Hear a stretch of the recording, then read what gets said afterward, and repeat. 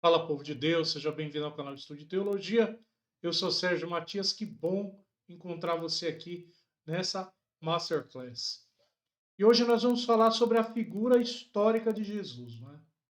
Estamos vivendo aí o tempo da Páscoa, o tempo pascal, e é importante refletirmos sobre a pessoa de Jesus de Nazaré. Quem é Jesus, né? O que nós sabemos sobre eles, né? E é interessante que dos anos que marcam o começo desse terceiro milênio, não é? Parece que despertou no mundo um interesse especial por Jesus de Nazaré. Na realidade, os livros escritos nos últimos anos sobre a figura e a pessoa de Jesus, não é? Mesmo que esses escritos não sejam nem todos de forma positiva, eles acabam colocando em relevo a atualidade e a transcendência do Filho de Deus feito homem e como também a sua vida atrai as pessoas, não é? Veja, de fato, não é?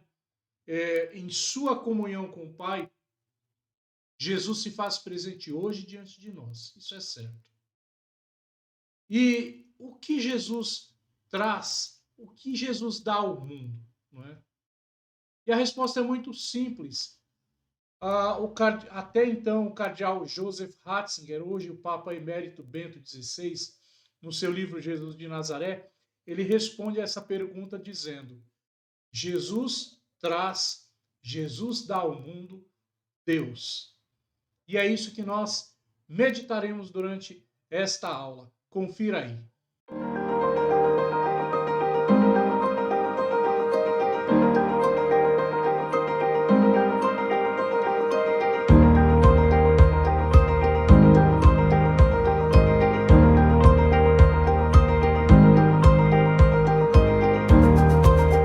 Bom, a pregação da igreja primitiva, ela apresenta sempre Jesus Cristo como Filho de Deus e único Salvador.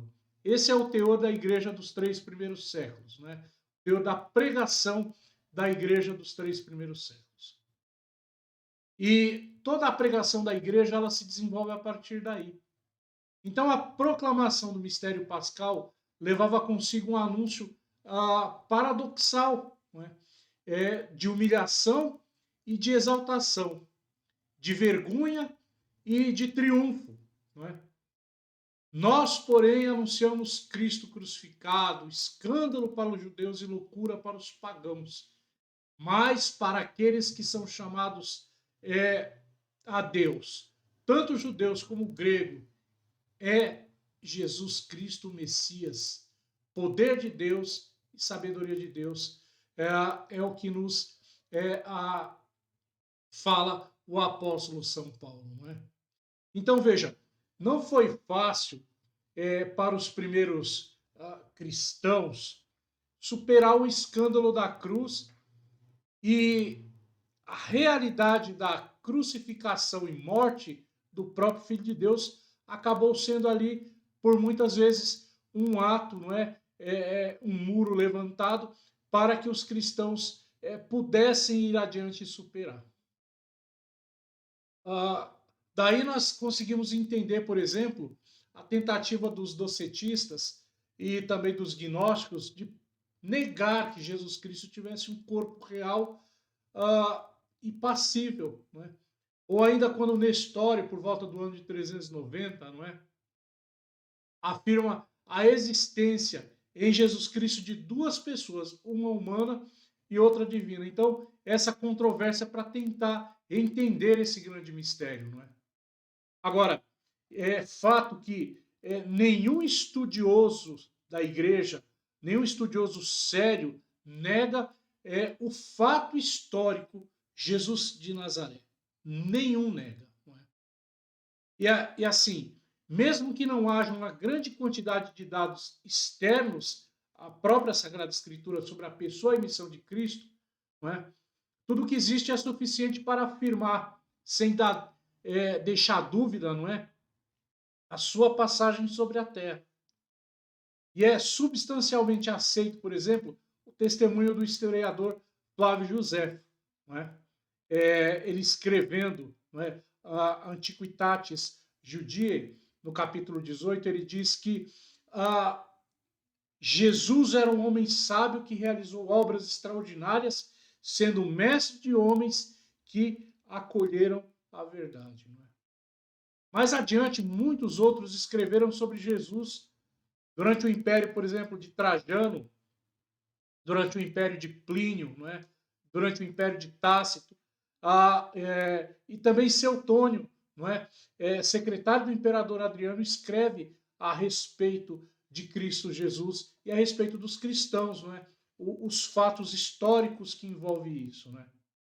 Então, junto com essas referências, os evangelhos, sem dúvida nenhuma, constituem o testemunho principal da vida e da doutrina da palavra encarnada de nosso Salvador. Né? O Concílio Vaticano, na Constituição Dogmática Dei Verbum, número 18, cita que os evangelhos são essa fonte inestimável e grandiosa, né, para que nós possamos compreender e viver o mistério de Cristo Jesus, nosso Senhor e Salvador. Né? Os evangelhos são as fontes que proporcionam uma visão detalhada da personalidade de Jesus. Né?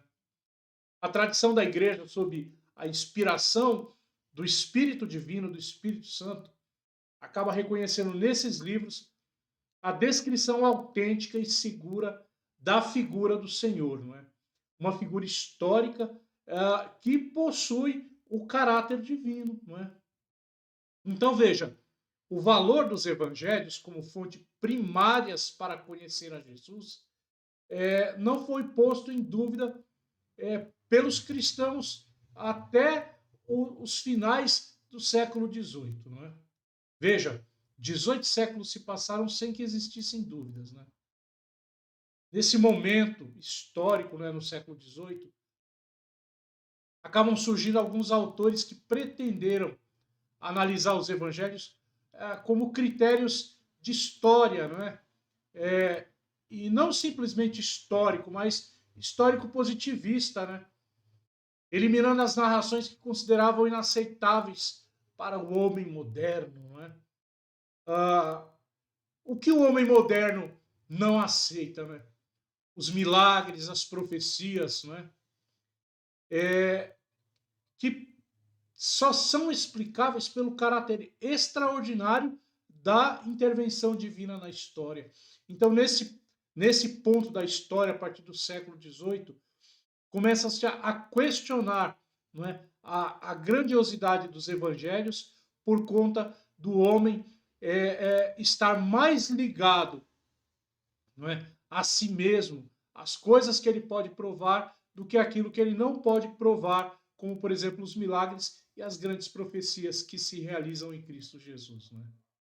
Veja, trata-se aqui, né, da primeira tentativa de estudar os evangelhos como livros de história. E eles não são livros de história. Né? Esse estudo, feito a partir do século XVIII, não considera o conteúdo sobrenatural dos evangelhos. Um projeto que aborda os textos, excluindo a fé na divindade de Cristo, acaba anulando tudo aquilo que eles verdadeiramente são. Não é? Então, a partir daqui, não é, abundaram-se as vidas de Jesus, na qual Cristo aparece como um daqueles tantos candidatos a Messias. Não é?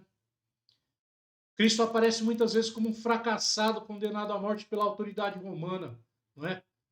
E aí acreditam a autoridade romana a verdade moral dos fatos. Não é?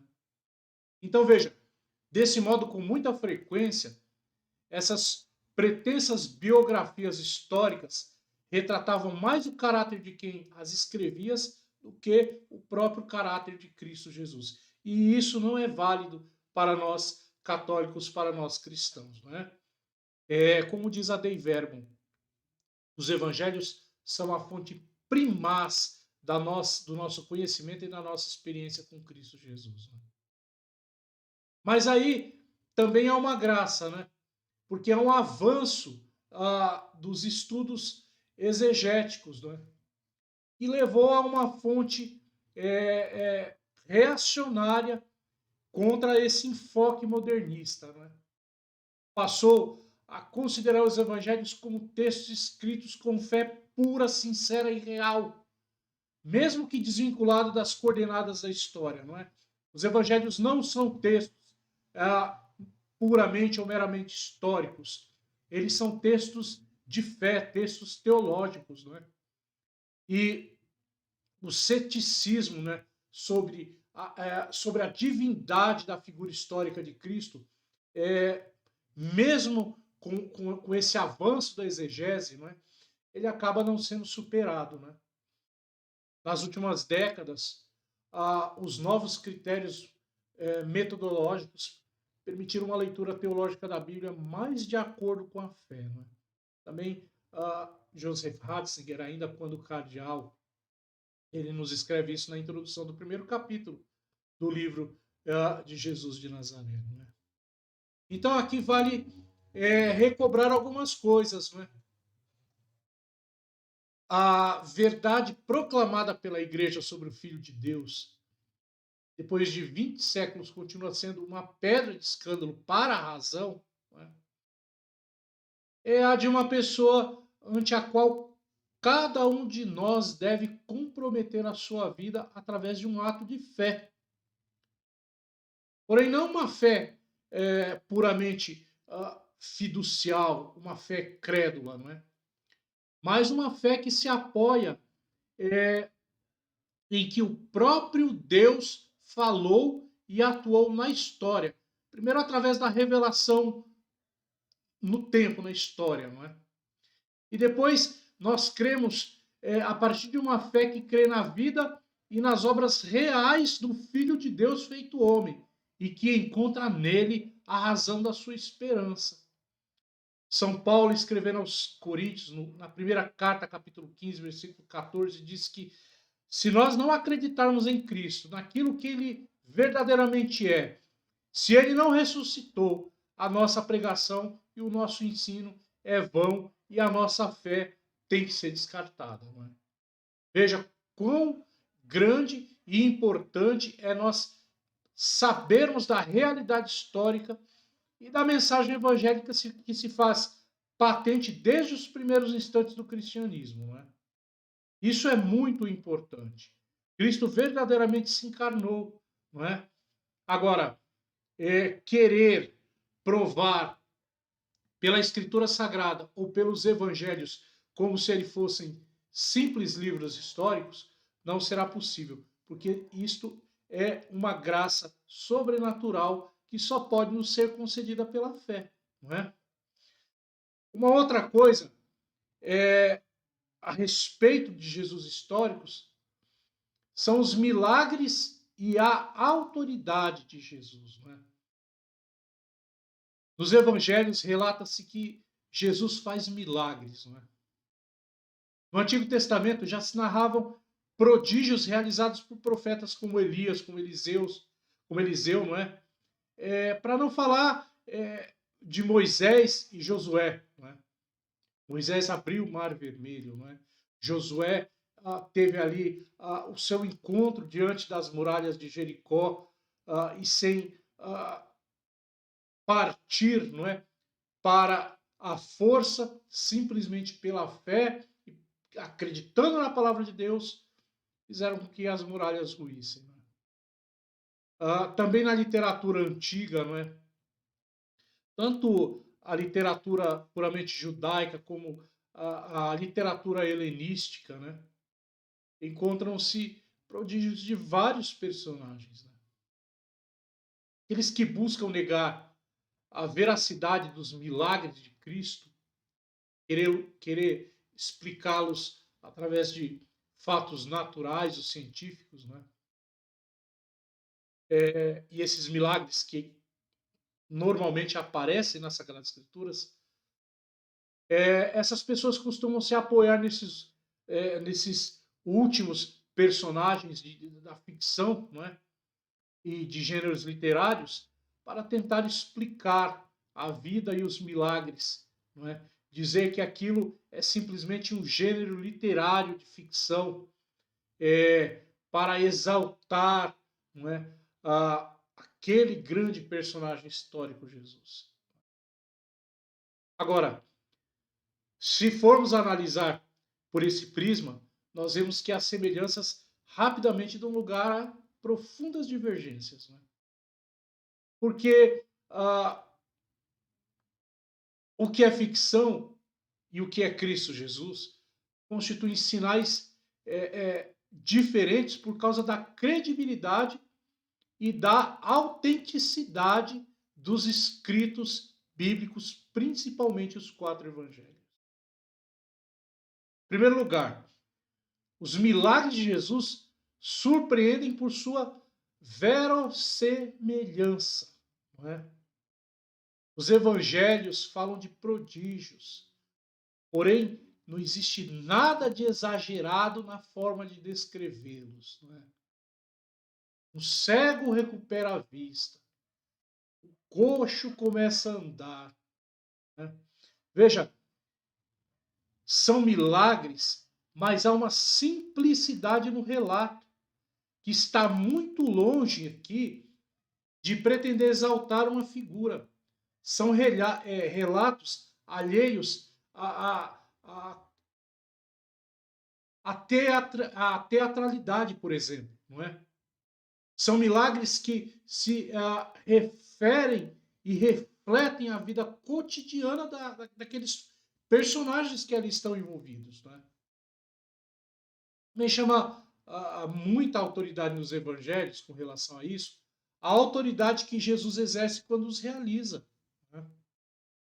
Os prodígios narrados na literatura rabínica, eles se obtêm depois de longas orações. Né? Eles, diferentemente, os faz com seu próprio poder, com uma palavra ou com um gesto, e o efeito é quase sempre imediato. Não é? Então, isso atesta, não é, ser verossímil o fato de Cristo Jesus realizar ali os milagres. Né? Uma outra característica que é peculiar, é única, não é? É a descrição de Jesus. Não é? Não faz alarde. Raramente Jesus toma iniciativa. Normalmente Jesus está reticente, manda que não se divulgue aquilo, não é? Em diversas ocasiões, o texto sagrado nos afirma que Jesus não pode realizar o milagre porque não encontrou nas pessoas que estão interessadas as disposições espirituais adequadas. Né? Então, veja, há uma diferença muito grande. Não é? Agora, é importante notar como os milagres de Cristo possuem sempre um sentido que transcende o mero efeito físico. Não é? O Senhor não cede ao gosto dos homens pelo maravilhoso, né? Ou não cede à curiosidade. Não é? Jesus está sempre em busca da conversão da alma. Ele quer testemunhar a sua missão, a missão redentora. Não é? Jesus faz ver que não são simples prodígios. Não é? E para realizá-los, ele exige a fé em sua pessoa, na missão que o Pai lhe confiou. Não é? Jesus sempre parte da fé para curar, para realizar o milagre. E leva a pessoa à fé. Não é? Que seja feito conforme a tua fé. Vá, tua fé te salvou. É o que nós mais ouvimos nos encontros miraculosos de Cristo Jesus. Não é? Então, veja, de tudo isso nós podemos concluir que os 4 evangelistas se propuseram a disponibilizar para todas as pessoas alguns fatos históricos para que pudessem ser completados pela fé. Não é? Eles testemunharam de tudo na vida de Jesus. Não é? E sabiam que tudo é sinal do seu grande mistério de amor para com o homem. Não é? Por meio dos gestos, das palavras, não é? Dos seus milagres, não é? Foi revelado que nele habita corporalmente toda a plenitude da divindade. São Paulo escreve isso belíssimamente aos Colossenses, no capítulo 2, versículo 9, e o Catecismo da Igreja Católica nos ensina isso no parágrafo 515. Não é? Que em Cristo Jesus habita corporalmente toda a plenitude da divindade. Não é? Agora veja, meus irmãos, a autoridade de Jesus, ela não se manifesta só em seu modo de fazer milagres. Não. A autoridade de Jesus aparece mais claramente em seu modo de dispor da lei e da tradição. Né? Isso é muito importante. Jesus as interpreta, aprofunda e corrige. Né? E este é um outro traço diferenciador, que aqui não se encontra em nenhum outro testemunho que aconteceu nessa época. Essa atitude de Jesus, ela é original. E também ela é patente nos ensinamentos que os evangelhos nos trazem. Isso só explica, ou melhor, isso só se explica, não é? Pelo caráter único de Jesus, Senhor e Mestre, por sua forte personalidade, não é? E também pelo ensino reto da verdade e da doutrina, não é? Nós podemos perceber esse poder, não é? Sobre a lei, ao observar como Jesus a cumpre fielmente. Nesse cumprimento, Cristo mostra para todos nós umas das exigências que vão até o mais profundo do nosso coração. Muito mais além do que qualquer sinal ou coisa formal. Não é? Jesus verdadeiramente mantém a lei. Porém, a interpreta segundo um espírito inovador. Compreenda aqui o que eu quero dizer com isso, né? Que ao mesmo tempo que cumpre a lei, com a sua vida e a verdade inteira, ele acaba a superando. Ele traz um vinho novo que rejeita composições com odres velhos, não é? Por outro lado, Jesus faz isso como um legislador. E um legislador que fala em nome próprio, superando, por exemplo, Moisés, que falava em nome de Deus. Jesus fala em nome próprio, não é? O que Deus havia dito através de Moisés, o seu filho unigênito aperfeiçoa, não é? Jesus inaugura uma nova época, uma nova era. A era do reino anunciado já há muito tempo pelos profetas, não é? O evangelista São Lucas, no capítulo 11, versículo 20, diz que ele destrói o reino de Satanás, expulsando os demônios pelo dedo de Deus. Não é? Veja, o messianismo de Jesus não pode ser uma invenção dos seus discípulos que acabaram por inventar isso, conceber uma ideia, não é, mirabolante depois da Páscoa. Né? A tradição evangélica contém tantas recordações sólidas e harmônicas de sua vida pública, não é, que não é possível nós repelirmos dizendo simplesmente que se trata de uma criação póstuma, não é, ali depois da Páscoa de Cristo, não é, que é fruto de uma ideologia humana ou mesmo uma ideologia apologética. Não é? Os ensinamentos de Cristo são inseparáveis da autoridade com que ele mesmo os ensina, os proclama. Não é? E aí, meus queridos, nós podemos encontrar a divindade de Jesus nos evangelhos.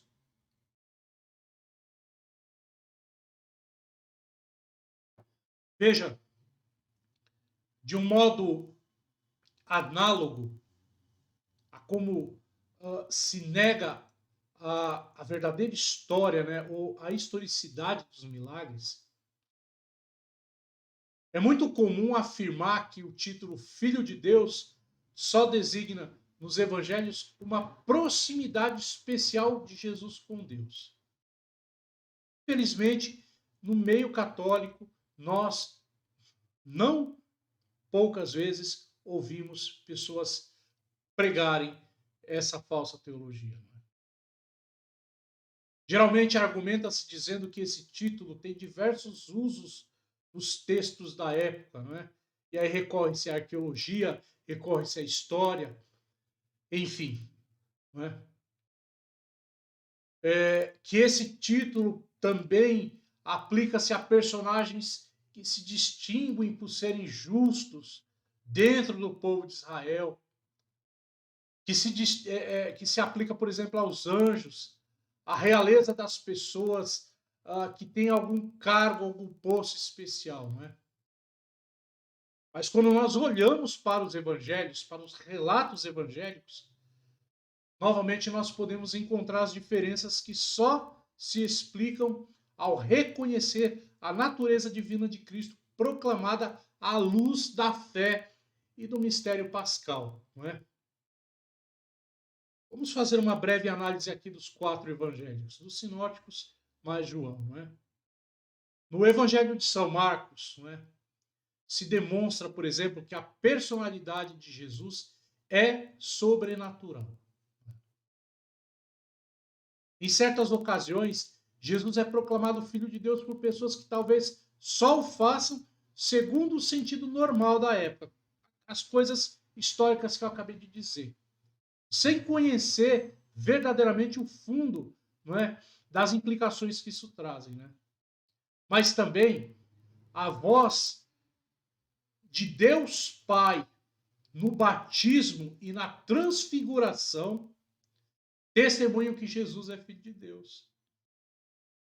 É sob a luz destas declarações que nós podemos apreciar, não é, no Evangelho de São Marcos, muitas outras passagens, não é, onde o caráter real e único da filiação divina de Cristo é aplicada.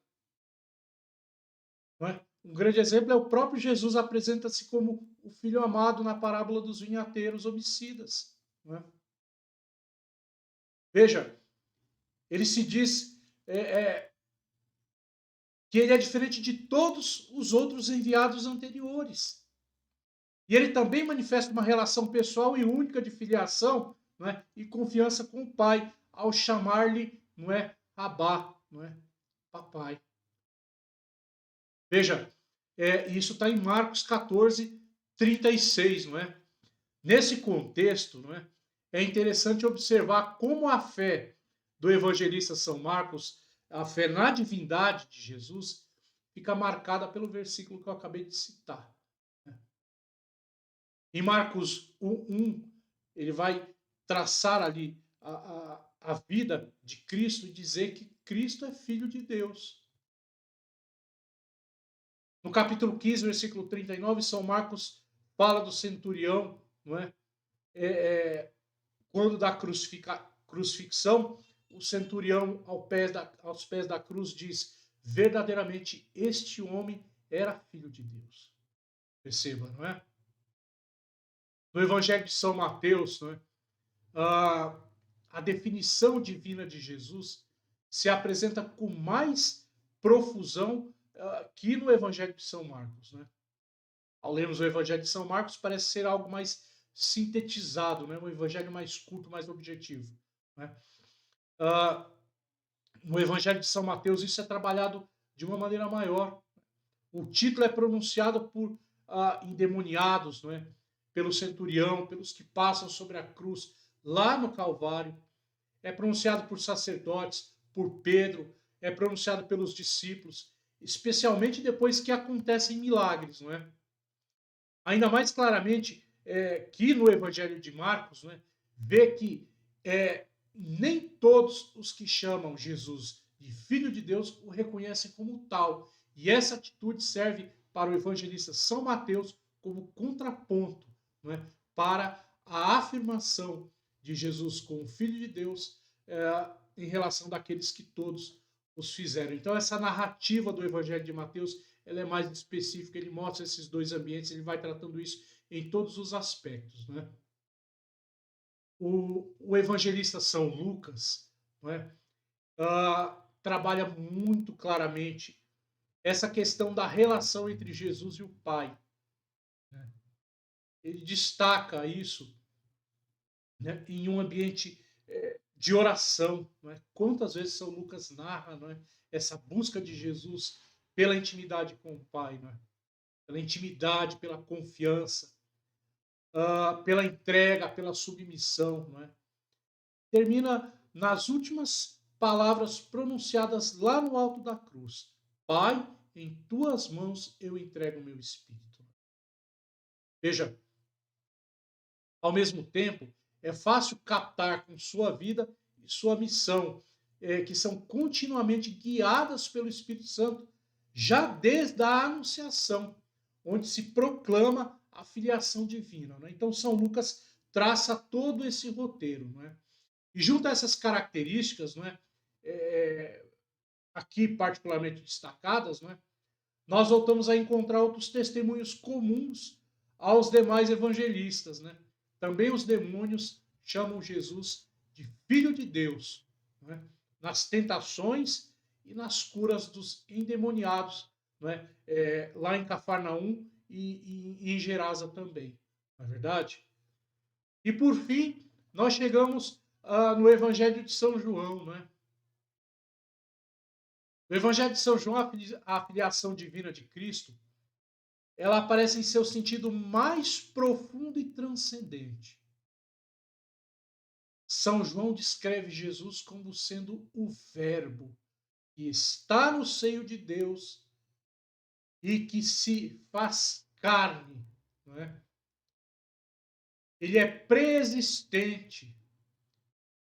Ele é anterior a Abraão. Ele foi enviado pelo Pai. Ele desceu do céu. Não é? Veja, são características que São João destaca na realidade divina de Jesus Cristo, nosso Senhor. Né? A confissão da divindade por parte de Tomé, narrada por São João, pode considerar o cume deste evangelho. Não é? E foi escrito para que creais que Jesus Cristo que Jesus é o Cristo, o Filho de Deus, e para que crendo tenhais vida em seu nome. Não é? São João vai mais profundo, não é? São João escreve de forma mais patente. Talvez de uma forma que nenhum outro evangelista tenha escrito, não é? Então São João escreve afirmando a divindade real de Jesus, que pertence ao próprio núcleo da pregação apostólica, a pregação da igreja. Né? É uma afirmação que tem suas raízes na consciência de que Cristo tinha dessa divindade, não é, a graça, não é, que Jesus Cristo era verdadeiramente homem e verdadeiramente Deus, não é, em sua passagem sobre esta terra. Agora veja, meus queridos, nesse sentido, é muito interessante nós recordarmos um elemento comum a todos os evangelistas. Como Jesus diferencia a sua relação com o Pai da relação que ele tem com os demais homens. Jesus diz: meu Pai é quem me glorifica, aquele que vós dizeis ser o vosso Deus. O vosso Deus é o meu Pai. Não é? Jesus fala da sua natureza. Não é? Em João capítulo 8, ele vai dizendo, né, eu subo para meu Pai e vosso Pai, meu Deus e vosso Deus. Não é? Ou ainda a expressão Pai Nosso, não é? Nos lábios de Jesus, só aparece em uma única ocasião, quando ele ensina os discípulos o modo que devem rezar. Não é? Cristo nunca põe no mesmo nível, veja isso, que coisa interessante, sua especial filiação com a filiação dos discípulos. Né? Isso é uma amostra da consciência que ele mesmo tinha da sua própria divindade. A pregação da comunidade primitiva, não é? Isso é uma coisa muito interessante. Ela apresenta as formas de anúncio, as formas da catequese, de exortação, ou os argumentos em favor da fé, todas reunidas em torno desta verdade evangélica. Não é? Isto influi mais em suas características literárias que no conteúdo que nós podemos ver. Não é? E aqui é o seguinte, é muito útil descobrir que as necessidades da pregação levaram a selecionar alguns episódios entre muitos outros, não é? E que levaram os evangelistas a apresentar a vida de Cristo de modo mais teológico do que biográfico. Vocês imaginem se eles tivessem que narrar tudo aquilo que eles presenciaram e testemunharam. É como São João diz, não caberia nos livros da terra, né? Não haveria livro que coubesse, não é? Então, a pregação e os escritos, ele é muito mais teológico, muito mais sistemático do que cronológico. Porém, não há motivo para pensar que esses interesses e essas necessidades levem por exemplo, falsificar as recordações ou criar ou inventar coisas que não existiram. Não. O que está lá é a verdade. Né? O que está lá é verdade. O que está lá é verdade. Né? As próprias expressões e acontecimentos desconcertantes acabam por ser mais uma prova de credibilidade dos evangelhos. Né? Por que o batismo? Né? Por que Jesus Cristo foi batizado se ele não tinha pecado? Por que afirmar a aparente ignorância de Jesus a respeito da parousia? Né? Ou que não pôde fazer milagres, ou que estava cansado. Não é? Como são também a forma semítica das palavras, usos de expressões arcaicas, né? Que não foram assumidas, por exemplo, pela teologia posterior como filho do homem. Os evangelhos estão repletos de episódios cheios de candura e naturalidade. É isso que nós temos que entender. Não é? Cada um deles é uma mostra de veracidade e do desejo de contar a vida de Jesus no seio da tradição da igreja. Quem escuta e recebe essa palavra pode chegar a ser discípulo, né? Quem ouve a igreja, a mim ouve, não é? Quem ouve essas palavras, quem ouve as minhas palavras, ouve as palavras do meu Pai que está no céu, não é? É uma cadeia que Jesus nos ensina a observar, não é? Então, quando nós nos perguntamos a respeito dessas coisas, não é? Jesus não sabe o dia nem a hora, não é? Jesus não pôde fazer milagre ali porque não encontrou fé, era por ineficiência de Jesus ou porque a fé das pessoas não permitiam, não é? Jesus estava cansado e quis se retirar a um lugar, não é?